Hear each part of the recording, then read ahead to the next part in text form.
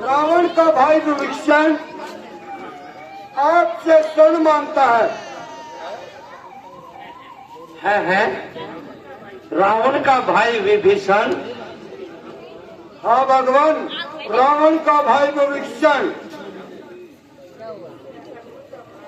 परंतु उससे ऐसा कौन सा अपराध हुआ जिसके कारण वह लंका छोड़ने पर मजबूर हुआ? सुना है विभीषण रावण के इस कार्य को अनुचित बताता था और उसे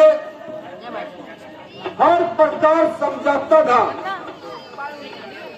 इसी कारण रावण ने लंका से निकाल दिया। सुग्रीव जी, आप सबका इस विषय में क्या विचार है? क्या विभीषण वास्तव में काबिले एतबार है? मेरी समझ में तो हनुमान जी से इस बात की राय लेनी चाहिए। हाँ हनुमान जी, कहिए आपका इस विषय में क्या विचार है?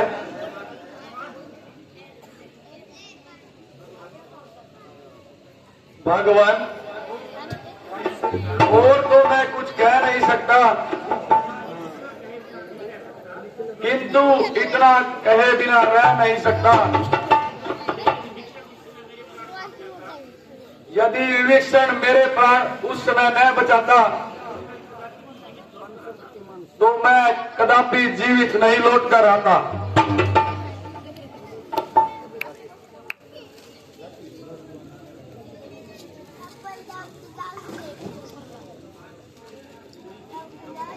सुग्रीव जी, निसंदेह मैं जानता हूं वह रावण का भाई और रावण उसका भाई,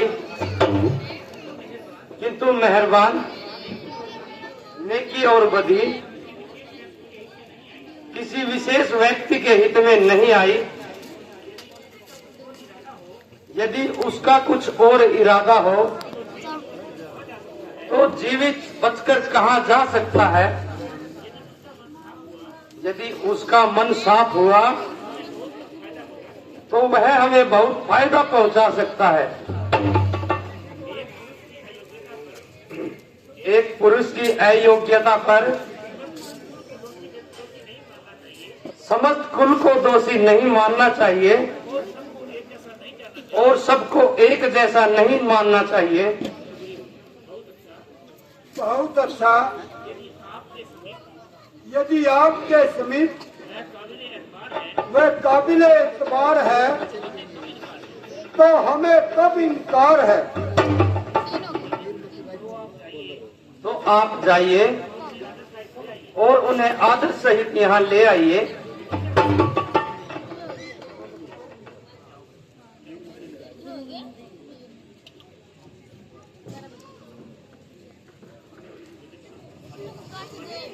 भगवान,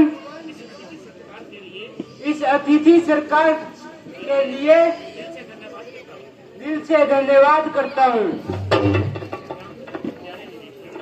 प्यारे विभीषण, आप मुझे लज्जित ना कीजिए,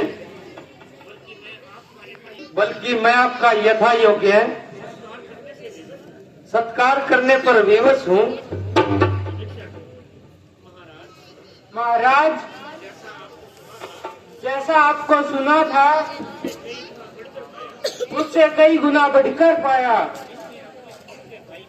जिसने अपने शत्रु के भाई को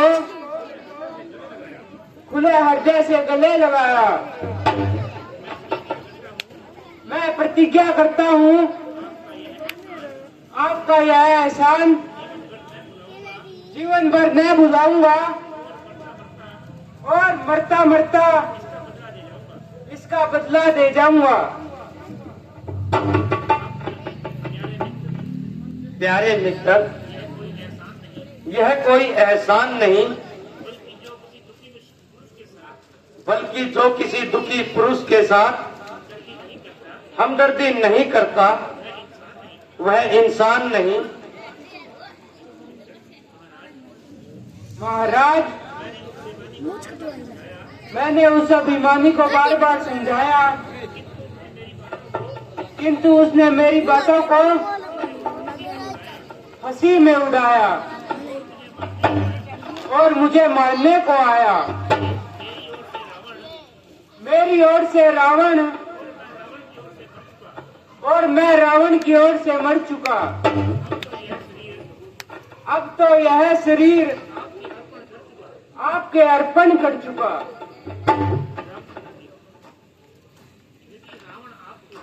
यदि रावण आपको और आप रावण को जवाब दे चुके तो हम भी आज से ही आपको लंकापति की उपाधि दे चुके। यहाँ पर आपका हर प्रकार से सत्कार किया जाएगा और मैं प्रतिज्ञा करता हूँ लंका विजय होने पर यह राज्य आपको दिया जाएगा। ओहो, भाग्य हमारे।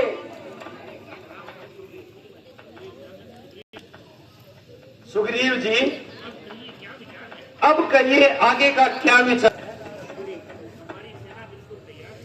हमारी सेना बिल्कुल तैयार है, केवल आपकी आज्ञा का इंतजार है। मेरी राय में तो चढ़ाई करने से पहले उसको एक मौका और दिया जाए और किसी योग्य दूत को लंका में भेजकर राजनीति के नियम को पूरा किया जाए।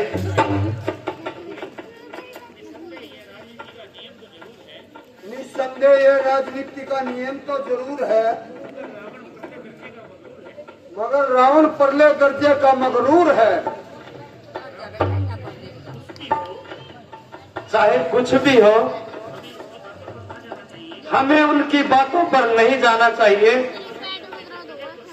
बल्कि अपने कर्तव्य को निभाना चाहिए। यदि यही आपका विचार है तो हमें कब इनकार है। जिसको आप आज्ञा दें, यही सेवा के लिए सभी तैयार हैं। मेरी राय में तो ये कार्य अंगद राजकुमार को करवाया जाए। आगे जो भी आपकी समझ में आए। भगवान, यह मान वृद्धि करके आपने जो मुझ पर दया दर्शाई और यह सेवा मेरे जिम्मे लगाई। अच्छा अंगद, प्रातः काल ही विदा हो जाना बड़ी चतुरता और बुद्धिमता से रावण को उस भयानक युद्ध की हानियां बताना। यदि नहीं मानेगा तो मजबूरी है, तथापि हमको तो अपना कर्तव्य पालन करना जरूरी है। भगवान, आपकी यह आज्ञा मुझे स्वीकार है। अपनी तरफ से हर प्रकार यत्न करूंगा। मानना न मानना उसका अधिकार है। बोल सियावर रामचंद्र महाराज की।